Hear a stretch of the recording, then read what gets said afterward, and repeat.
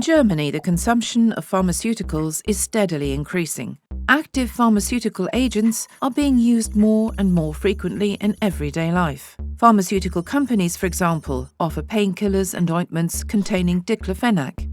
We often use the heavily advertised and omnipresent products where this is not absolutely necessary, or more eco-friendly alternatives exist. Added to this is the demographic change. The older people get, the more medicines they tend to take. In view of the increasing aging of society in Germany, studies predict a strong growth in consumption of pharmaceuticals. There is a serious problem with this. The active pharmaceutical ingredients of the ointments are washed off when showering, and residues of ingested medicines enter the wastewater via the toilet.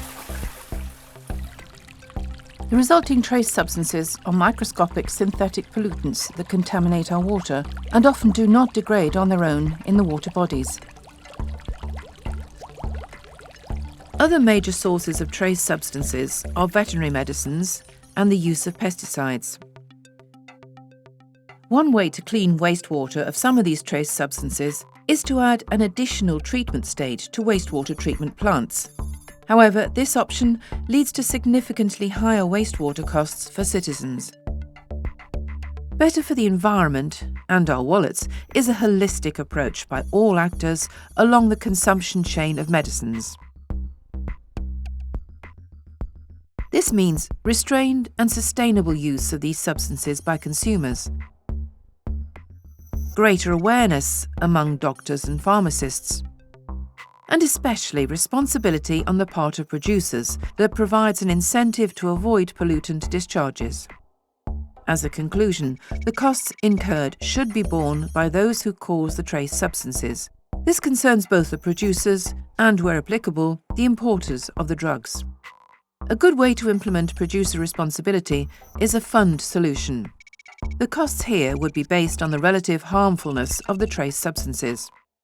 Money is paid into the fund according to the share of pollution caused by the manufacturers and used, for example, for necessary retrofitting in wastewater treatment. Further education on the prevention of trace substances can also be financed in this way.